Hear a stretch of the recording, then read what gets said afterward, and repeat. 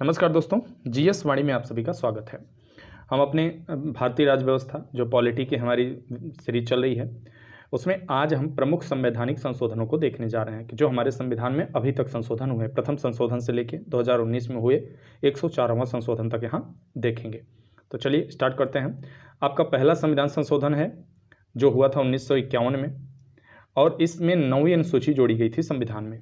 8 अनुसूचियाँ थी पहले मूल संविधान में, बाद में एक और अनुसूची जोड़ी गई 1951 में।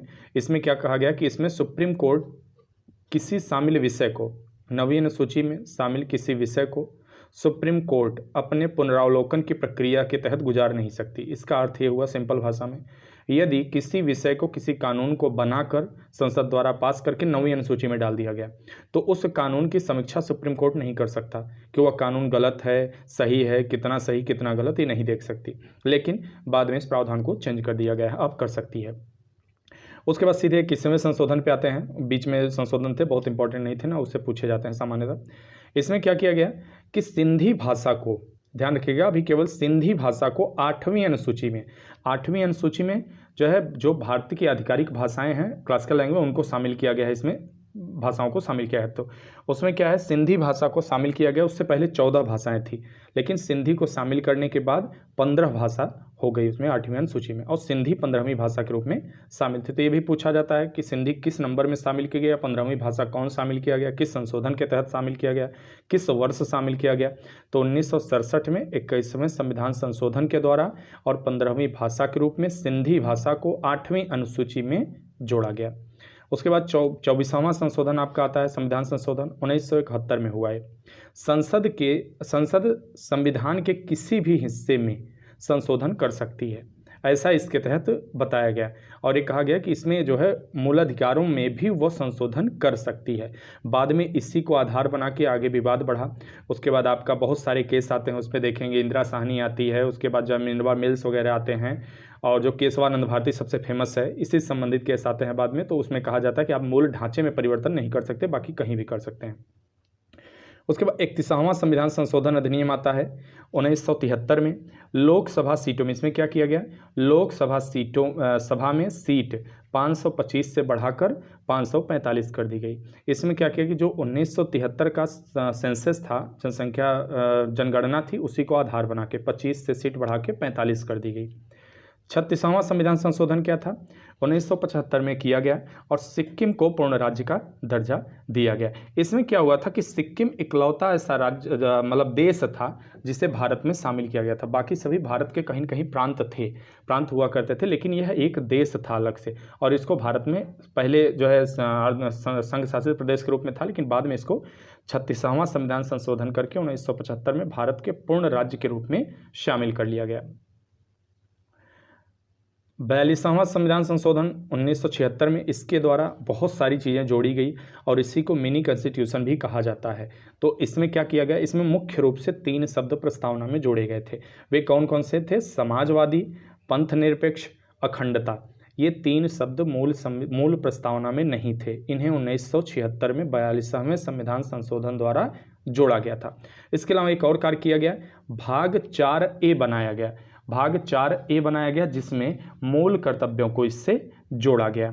राष्ट्रपति को मंत्रिमंडल की सलाह मानने के लिए बाध्य किया गया। 1976 में ही ऐसा प्रावधान किया गया। इससे पहले इमरजेंसी लगी थी, नेशनल इमरजेंसी लगी थी, जिसकी वजह से बाद में ऐसा ज़रूरत महसूस हुआ कि नहीं, कुछ ऐसी चीज़ें भी सुधार करने की आवश्यकता है जो ज़रूरत की थी। तो इसमें ऐसा किया गया कि राष्ट्रपति को मंत्रिमंडल की सलाह मानने के लिए बाध्य कर दिया गया। किस संशोधन के द्वारा, 42वें संविधान संशोधन के द्वारा 1976 में। 44वां संविधान संशोधन लाया गया, 1978 में से लाया गया। और इसमें क्या किया गया कि जैसे अभी का प्रावधान है कि अगर राष्ट्रपति के पास कोई बिल भेजा जाता है और वह उससे सहमत नहीं रहते, या किसी तरह से उन्हें उस पर लगता है कि नहीं ये चीज़ें सही नहीं, इनमें थोड़ा सुधार होना चाहिए, और उससे वापस मंत्रिमंडल के पास भेज देते हैं कि नहीं इसमें कुछ गलत है, आप लोग एक बार पुनर्विचार कर लीजिए। लेकिन मंत्रिमंडल या मंत्रिपरिषद दोबारा उसी बिल को उनके पास भेजती है अगर उसी रूप में, तो इस बार उनके पास पास करने के सिवाय, अपनी सहमति देने के सिवाय कोई विकल्प नहीं होगा, उन्हें देना ही पड़ेगा। तो ये बाध्यकारी बनाया गया, यानी कि 1978 के द्वारा। ठीक है, एक बार वापस भेजने की शक्ति, हालांकि एक बार वापस भेजने की शक्ति इससे पहले नहीं थी, लेकिन 78 में उन्हें दिया गया कि आप एक बार वापस भेज सकते हैं, लेकिन दोबारा अगर वो भेजे तब तो आपको मानना ही पड़ेगा। राष्ट्रीय आपात की जो आधार बनाया गया, उसमें जैसे राष्ट्रीय आपात के आधार के रूप में एक शब्द इस्तेमाल हुआ था संविधान में, आंतरिक अशांति। तो जो इंटरनल डिस्टर्बेंस था इसको चेंज किया गया और इसमें क्या शब्द जोड़ा गया, सशस्त्र विद्रोह। ठीक है, इसमें क्या किया जाए कि सशस्त्र विद्रोह शब्द, आंतरिक अशांति शब्द अधिक अस्पष्ट था, मतलब इसमें स्पष्टता की कमी थी, तो इसको कोर्ट ने व्याख्यायित किया और कहा कि अब इसकी जगह सशस्त्र विद्रोह शब्द जोड़ा जाए इसमें, क्योंकि ये ज़्यादा स्पष्ट अर्थ देता है। तो आंतरिक अशांति की जगह सशस्त्र विद्रोह शब्द जोड़ा गया 44वें संविधान संशोधन द्वारा 1978 में। इसके अलावा एक और कार्य इसमें क्या किया जा रहा है, संपत्ति के अधिकार को, पहले संपत्ति का अधिकार मौलिक अधिकार हुआ करता था, बाद में इसे विधिक अधिकार बना दिया गया, यानी कि सरकार अगर आवश्यकता पड़े तो इस आपकी संपत्ति को छीन सकती है या आपकी संपत्ति ले सकती है और उसके बदले मुआवजा दे भी सकती है, नहीं भी दे सकती। क्यों? क्योंकि आपका मौलिक अधिकार नहीं है। तो ये संपत्ति का अधिकार को विधिक अधिकार बना दिया गया।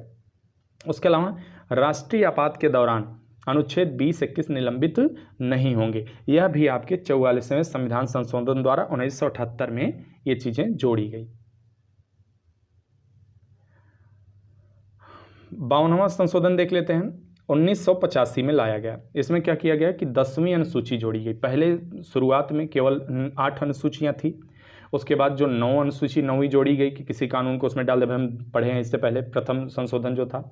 अब इसमें क्या किया गया, 10वीं अनुसूची एक जोड़ी गई और उसमें यह कानून बनाया गया उस अनुसूची के तहत दल बदल निरोधक कानून, अर्थात अगर कोई व्यक्ति कभी इस दल में रह रहा है कभी उस दल में रह रहा है तो इस प्रक्रिया को रोकने के लिए उस समय क्या हो गया था, लगभग 1980-85 के दौरान, 84-85 के दौरान क्या हुआ था, कभी कोई व्यक्ति इस दल में आ जाता था कभी उस दल में चले जाते थे, इससे सरकार की जो है अस्थिरता की स्थिति उत्पन्न होने लगी थी, सरकार ज़्यादा अस्थिर हो गई थी। इससे बचने के लिए इस प्रकार का कानून लाया गया था। 61वां संविधान संशोधन अधिनियम 1989 आया। इसमें क्या प्रावधान किया गया, इसमें किया गया कि जो मतदान करने की आयु थी वो पहले 21 वर्ष थी 1989 से पहले, कहीं कहीं 88 भी मिलेगा आपको, तो आगे पीछे देख लीजिएगा जो नियरेस्ट ऑप्शन हो, अगर 89-90 है तो वही सही है। तो इसमें क्या है कि उसकी आयु 21 वर्ष से घटाकर 18 कर देगी, मतलब अगर आप 18 वर्ष की आयु पूरी करते हैं तो आप मतदान कर सकते हैं, उससे पहले ऐसा नहीं था। उसके बाद 69वां संविधान संशोधन आता है 1991। इसमें क्या किया गया, दिल्ली को राष्ट्रीय राजधानी क्षेत्र NCR नेशनल कैपिटल रेजिडेंस घोषित किया गया है, रेजिडेंस है। तो इसमें क्या किया गया, NCR का दर्जा दिया गया दिल्ली को। दूसरी चीज़, जो विधानसभा की यहाँ व्यवस्था की है 70 सीटों के साथ जो है विधानसभा की व्यवस्था की गई। अब देखते हैं 17वां संविधान संशोधन क्या था। 1991 में ये भी हुआ।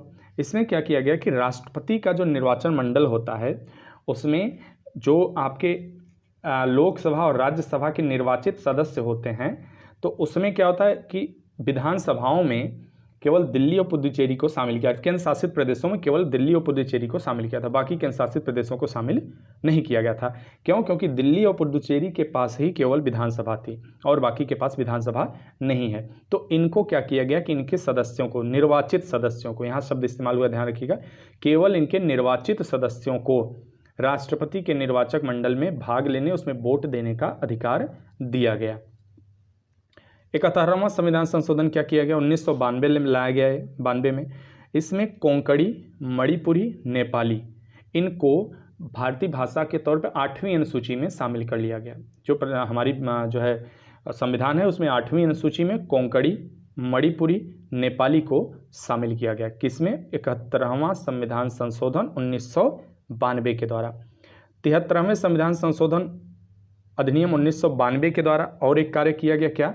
इसी में क्या गया, भाग 9 जोड़ा गया, संविधान में भाग 9 जोड़ा गया और 11वीं अनुसूची जोड़कर, ठीक है, पंचायतों को संवैधानिक दर्जा दिया गया।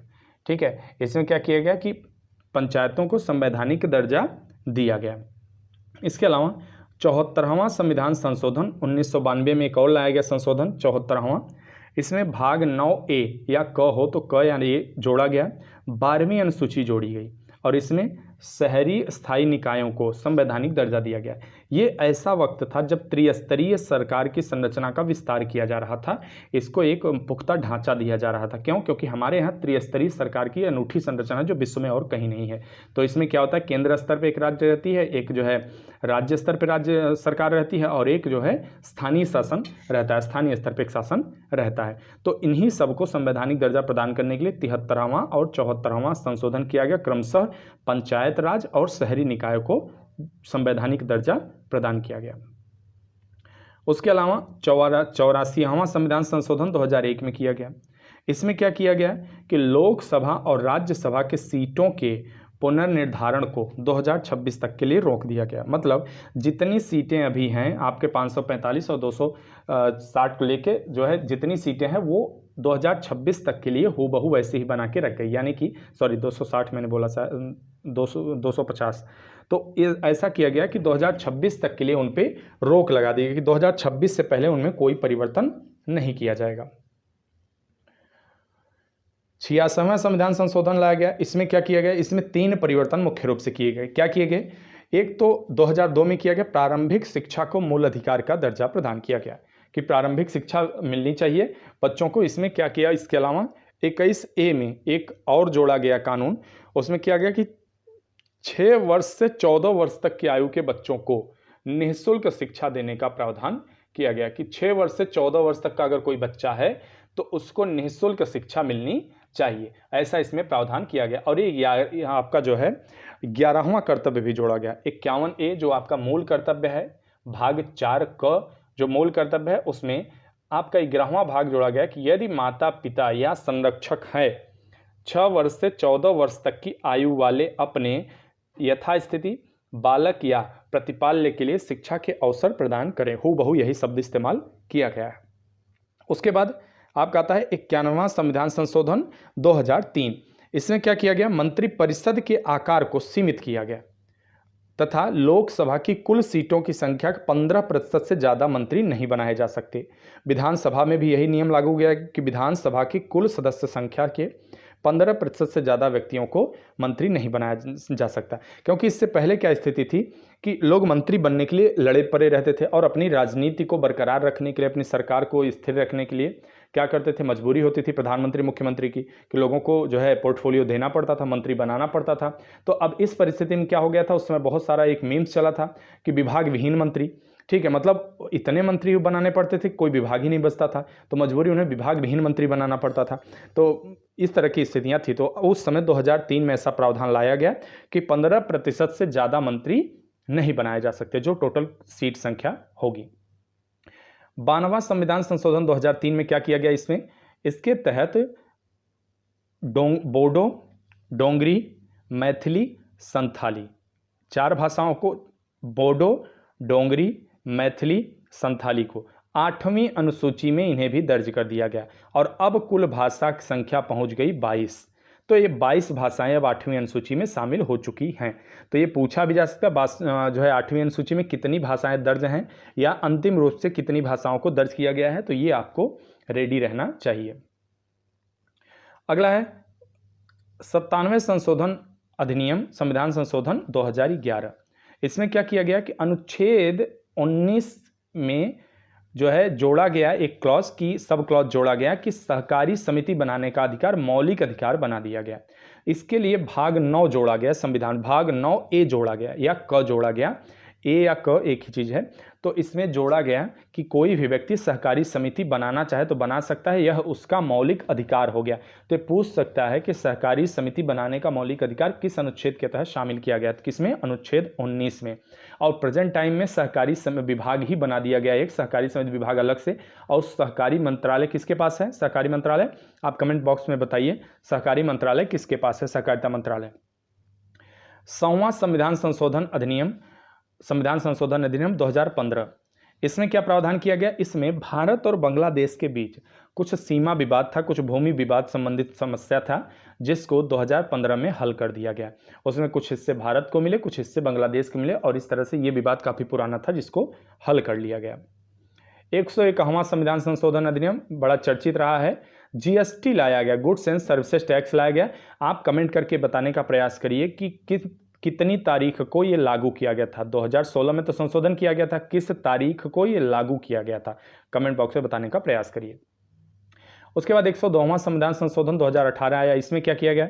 राष्ट्रीय पिछड़ा वर्ग आयोग को संवैधानिक दर्जा प्रदान किया गया है 102वें संविधान संशोधन द्वारा। ये कई बार प्रश्न अभी फिलहाल 2-3 सालों में काफ़ी यहाँ से प्रश्न इधर से पूछे गए हैं। उसके बाद 103वां जो है संविधान संशोधन आता है 2019 में। इसमें क्या किया जाता है कि आर्थिक रूप से कमजोर एक वर्ग को 10% आरक्षण की व्यवस्था दी जाती है। मतलब आर्थिक रूप से कमजोर वर्ग का, इसमें सामान्य लोगों को शामिल किया गया कि इसके तहत उन्हें 10% आरक्षण की व्यवस्था की गई। उसके बाद आपका अंतिम आता है 104वां संविधान संशोधन 2019। इसमें क्या किया गया? लोकसभा और राज्यों की विधानसभाओं में दोनों में SC/ST अनुसूचित जाति अनुसूचित जनजाति के जो स्थान आरक्षण था, यानी कि सीटों पर जो आरक्षण संबंधी प्रावधान था, उसका 10 वर्षों तक का विस्तार दिया गया। उसको, यह खत्म हो रहा था, 10 वर्षों का विस्तार दिया गया। इसके साथ ही एक चीज और परिवर्तन किया गया कि एंग्लो इंडियन, जो एंग्लो इंडियन होते थे, 2 एंग्लो इंडियन को राष्ट्रपति द्वारा मनोनीत करने का प्रावधान था, जिसे समाप्त कर दिया गया। तो ये आपके महत्वपूर्ण संशोधन थे इस वीडियो में। आशा करते हैं आपके लिए काफ़ी लाभान्वित होने वाले हैं आप, लाभकारी होगा आपके लिए। और हमारी वीडियो निरंतर इस पर आती रहेगी, जो भी महत्वपूर्ण मुद्दे बनते रहेंगे। धन्यवाद।